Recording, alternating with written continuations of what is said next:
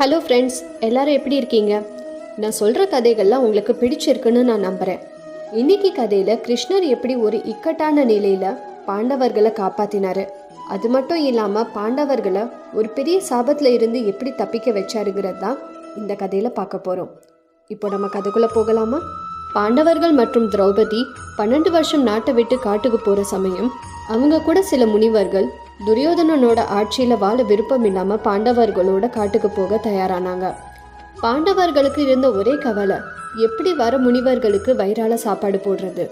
தர்மர் முனிவர் தௌமியா கிட்ட ஆலோசனை கேட்டபோது தௌமியா சொன்னாரு, யுதிஷ்டரா, இந்த பூமியில இருக்கிற எல்லா ஜீவராசிகளுக்கும் படி அளக்கிறது அந்த சூரிய தேவன் தான். நீ போய் சூரிய தேவனை பிரார்த்தனை செய், கண்டிப்பா அவர் உனக்கு உதவுவாருன்னு சொன்னாரு. தர்மர் முனிவரோட சொல்படி கங்கை நதி கரையோரமா சூரியனை நோக்கி பிரார்த்தனை செஞ்சாரு. பல நாட்கள் அன்னம் தண்ணி இல்லாம பிரார்த்தனை செஞ்சாரு. சூரிய தேவன் தர்மருக்கு காட்சியை கொடுத்தாரு.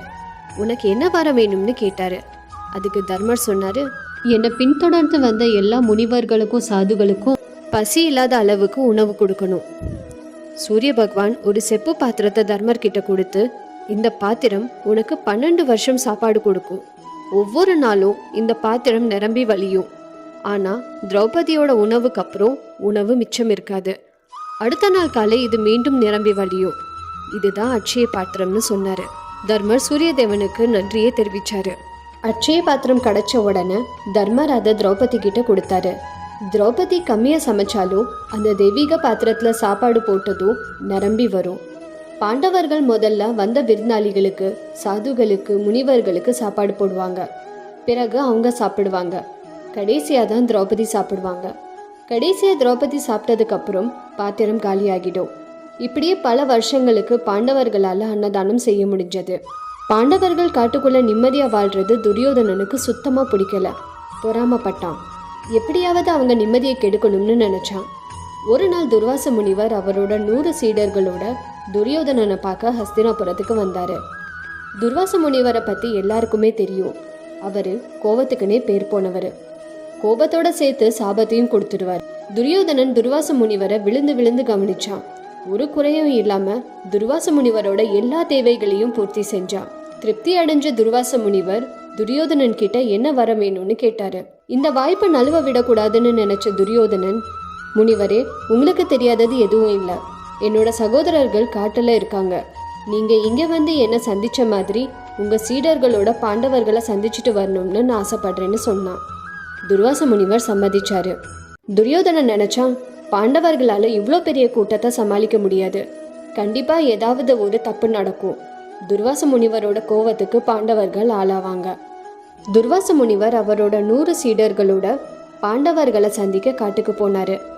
ஆனால் அவங்க போன நேரம் திரௌபதி அவங்களோட உணவை சாப்பிட்டு முடிச்சிருந்தாங்க.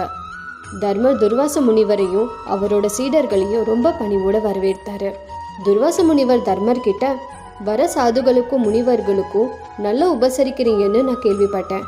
அதை பார்த்துட்டு போகலான்னு வந்தேன்னு சொன்னாரு. நீங்கள் இங்கே வந்தது எங்கள் பாக்கியம். நீங்கள் குளிச்சுட்டு பூஜையை முடிச்சுட்டு வர வரைக்கும் நான் காத்திருக்கேன்னு தர்மர் சொன்னார். துர்வாச முனிவரும் அவரோட சீடர்களும் பக்கத்தில் இருந்த நதியில் குளிக்க போனாங்க. இங்கே திரௌபதிக்கும் ஒரே பதட்டம். அவங்க சாப்பிட்டு முடிச்சதால அக்ஷய பாத்திரம் காலியாக இருந்தது. வந்தவங்களுக்கு எப்படி சாப்பாடு போடுறதுன்னு கலங்கி நின்னாங்க. அப்போதான் அவங்க கிருஷ்ணரை மனசில் நினச்சி வேண்டினாங்க. அழகா கிருஷ்ணரும் புல்லாங்குழல் ஊதிக்கிட்டே ஆசிரமத்தை நோக்கி வந்தார். தர்மர் கிருஷ்ணரை சந்தோஷமாக வரவேற்றாரு. என்ன ஒரு ஆச்சரியம், இன்னைக்கு நீங்களும் வந்திருக்கீங்கன்னு தர்மர் சொல்ல கிருஷ்ணர் புன்னகையோட கேட்டாரு, அப்போ எனக்கு முன்னாடி யாராவது வந்திருக்காங்களா? அதுக்கு தர்மர், துர்வாச முனிவர் சீடர்களோட வந்திருக்காரு. பக்கத்தில் இருக்கிற நதியில் குளிச்சுட்டு சாப்பிட இங்கே வரேன்னு சொல்லியிருக்காரு. கிருஷ்ணரும், ஓ அப்படியா, நானும் ரொம்ப பசியோட தான் இருக்கேன், எனக்கும் உணவு வேணும், மற்ற விஷயம்லாம் அப்புறம் பேசிக்கலான்னு சொன்னார். தர்மர் திரௌபதி கிட்ட, பாரு யார் வந்திருக்காங்க, அப்படியே கிருஷ்ணருக்கு சாப்பாடு கொண்டு வான்னு சொன்னார். திரௌபதி சொன்னாங்க, சூரிய பகவான் கொடுத்த அட்சய பாத்திரத்தில் நான் சாப்பிட்டதுக்கு அப்புறம் உணவு எதுவும் மிச்சம் இருக்காது.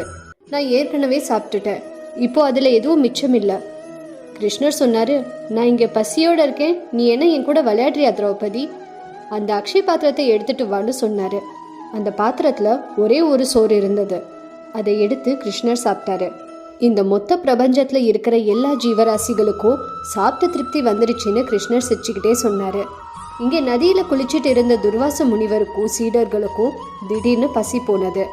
அவங்கனால சாப்பாட்டை நினைச்சு கூட பார்க்க முடியல. துர்வாச முனிவர் சொன்னாரு, என்ன ஒரு ஆச்சரியம், கொஞ்ச நேரம் முன்னாடி வரைக்கும் எனக்கு பசி இருந்தது, ஆனா இப்போ ஒரு பருக்கை கூட சாப்பிட முடியாது.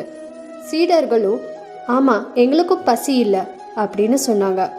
அப்போ ஒரு சீடர் சொன்னாரு, அங்கே நான் சாப்பாட்டுக்கு ஏற்பாடு பண்ண சொல்லிட்டு வந்தேனே, இப்போ என்ன பண்றதுன்னு கேட்டாரு. துர்வாச முனிவர் சொன்னாரு, சாப்பிடலைன்னா தர்மரை அவமதிக்கிற மாதிரி ஆகிடும், எதுவும் சொல்லாம இந்த இடத்த விட்டு கிளம்பிடுவோம் அப்படின்னு சொல்லி அவர் பாண்டவர்கள் கிட்ட சொல்லாமலேயே கிளம்பிட்டாரு.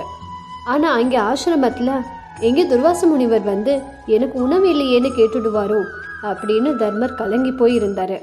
அப்போ கிருஷ்ணர் சொன்னாரு, கலங்காதே தர்மா, திரௌபதி பிரார்த்தனை செஞ்சனால தான் நான் இங்கே உங்களுக்கு உதவ வந்தேன். துர்வாச முனிவர் இந்நேரம் ரொம்ப தூரம் போயிருப்பாரு, கண்டிப்பா வரமாட்டாரு.